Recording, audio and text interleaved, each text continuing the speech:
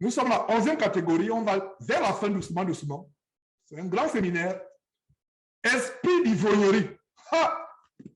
C'est un esprit. Comment j'ai découvert cet esprit?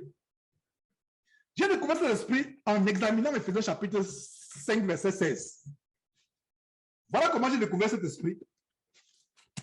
J'ai déjà enseigné là-dessus, mais pour ceux qui n'ont pas encore suivi cet enseignement, je vous montre comment j'ai découvert cet esprit. L'esprit d'ivrognerie. L'ivrognerie détruit les vies. Vous n'avez plus l'autorité sur votre vie, sur votre famille. J'ai vu des familles détruites par l'esprit d'ivrognerie, du père ou de la mère. J'étais en contact avec une sœur qui avait une ivrognerie cachée et douce. Sous son lit, il y avait des casiers de bière. Et à l'époque, c'était Skype. Quand j'ai prié avec elle par Skype, et elle était délivrée, la morve sortait de son nez, pas son nez, pas sa bouche. La morve, il y avait un petit seau. Ça a presque rempli le seau. On ne savait pas d'où cette morve sortait. Vous voyez la morve, il y avait la caméra devant elle, la morve sortait. Une sœur du Canada. Et elle avait une ivrognerie que personne ne savait. Elle travaillait bien au boulot, sa famille, donc c'était caché. Quand elle rentre, elle s'enferme, peut-être le week-end, elle boit jusqu'à ce qu'elle se réveille, même jusqu'à 17h du matin, 17h de l'après-midi le lendemain. Elle boit, elle peut mourir. Et des fois, elle buvait comme ça, elle était contente que peut-être elle va plus se réveiller du sommeil. Qu'est-ce qu'elle a eu les démons? Et comment j'ai découvert cet esprit? Lisons le verset qui m'a fait découvrir cet esprit. Éphésiens chapitre 5, verset 16 dit ceci. Ne vous enivrez pas de vin, c'est la débauche, soyez au contraire remplis du Saint-Esprit. Donc, en lisant ce verset, voilà la question que je me suis posée. Dieu dit, ne vous enivrez pas de vin, c'est la débauche, soyez au contraire remplis de l'Esprit. Alors, la question que je me suis posée, je dis, mais pourquoi moi, Georges, je ne comprends pas ce verset, alors que ce verset était clair, et c'est la question que vous devez vous poser quand vous lisez un verset, le verset n'est pas clair. Posez-vous la question, pourquoi je n'arrive pas à comprendre ce verset? Et ce qui m'a aidé, moi, votre frère, c'est que ce verset est côte à côte avec quelque chose de tellement bénissant, tellement édifiant, le Saint-Esprit. Ne vous enivrez pas de vin. C'est la débauche, soit au contraire rempli du Saint-Esprit. Je me disais, est-ce que c'est moi, Georges, qui ai un problème de compréhension? Quel est le rapport entre la débauche, enivré de vin, et subitement, pourquoi Dieu dit, et suivez très bien mes frères et sœurs, j'espère que vous me suivez, pourquoi Dieu nous encourage à être remplis du Saint-Esprit en nous déconseillant d'être enivré de vin? Je reprends pour ceux qui sont lents à comprendre. Moi, c'est après des années que j'ai compris. J'espère que nous sommes ensemble. Je me suis dit, mais pourquoi Dieu, en encourageant les frères à être remplis, les frères et sœurs à être remplis du Saint-Esprit, peut en même temps les décourager de l'ivrognerie, d'être enivré de vin? Et c'est ainsi que la réponse, un jour, m'est apparue en Proverbe chapitre 23, verset 31. Mettez côte à côte Éphésiens chapitre 5, verset 16 et Proverbe chapitre 23, verset 31. Vous allez comprendre quelque chose. Et ça s'est manifesté par les témoignages. Même lors des délivrances des ivrognes, il y a un sifflement de serpent. Quand un ivrogne est délivré, à un moment, vous avez l'impression que c'est un serpent qui a pu siffler. Et ce verset de Proverbe chapitre 23, verset 31 avait beaucoup plus de sens. Et c'est ce que j'ai compris. Éphésiens chapitre 5, verset 18, à savoir que, à l'opposé d'un esprit de serpent, de basilic, qui vous fait enivrer le vin, allez plutôt être rempli du Saint-Esprit. J'espère que vous comprenez, ce n'est pas la première fois que j'expose cela. Comme je vous ai dit la dernière fois, je ne me lasse pas de vous redire les mêmes choses. Pour vous, cela est salutaire.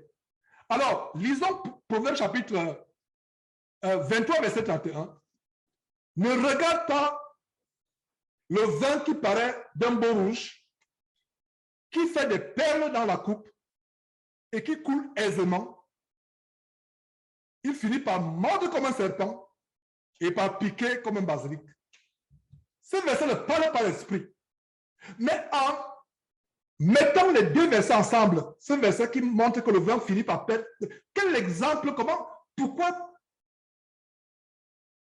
pourquoi Salomon qui a eu le discernement, à qui Dieu a connu le discernement, il a demandé à Dieu le discernement. Salomon a reçu une sagesse tellement grande au point où il pouvait discerner, par la grâce de Dieu, que l'ivrognerie est associée à un serpent, associée à un basilic. Il finit par piquer comme un serpent, par piquer comme un basilic.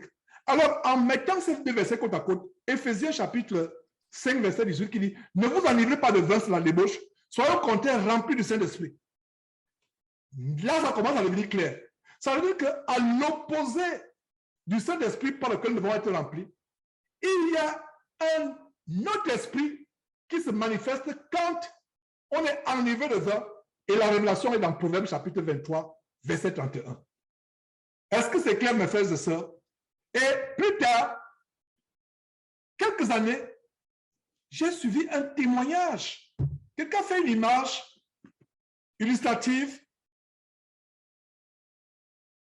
Il y a des liqueurs. Avant de commencer, mes frères et sœurs, oh là là, c'est merveilleux, ça vient de me revenir. En Chine, il y a des liqueurs fortes où on met les serpents. Des serpents, soit vivants, soit morts, mais qui meurent finalement. Et ils sont là pendant des années. Des liqueurs très prisées en Chine. Vous pouvez faire des recherches si vous voulez, si vous ne croyez pas ce que je dis. Faites des recherches, vous allez voir qu'il y a des liqueurs, des bocaux, des liqueurs, on fermente avec les serpents à l'intérieur. Et la personne a démontré, avant que moi-même je ne découvre cela, parce que quand il y a une délivrance qui se passe, un frère est ivrogne, ou une sœur est ivrogne comme la sœur avec qui je priais, il y a un sifflement qui est comme le sifflement du crocodile, le sifflement du serpent. Voilà ce qu'il y a de l'ivrognerie. Ce n'est pas anodin. Quelqu'un qui ne peut pas se passer l'alcool. Et aujourd'hui, les pays africains comme le Cameroun et le Gabon, j'étais choqué de savoir que le Cameroun et le Gabon sont parmi les pays, et c'est encore plus choquant avec le Gabon parce que le Gabon, c'est une petite population, mais qui est parmi les 5 premiers consommateurs d'alcool dans le monde. Les gens sont dans les bars, en train de boire. Les enfants en tenue scolaire sont dans les bars, devant les casiers, sont en train de boire jusqu'à tard dans la nuit. Avec la tenue scolaire, les autorités ne font rien. Voilà toute une génération qui est laissée abandonnée. Les parents sont démissionnaires. Les autorités sont démissionnaires. Et qu'est-ce qu'on fait? Qu'est-ce qu'on a comme résultat? On a une génération d'ivrognes. Une génération détruite. Et nous, chrétiens, devons être la lumière du monde et dénoncer ces choses.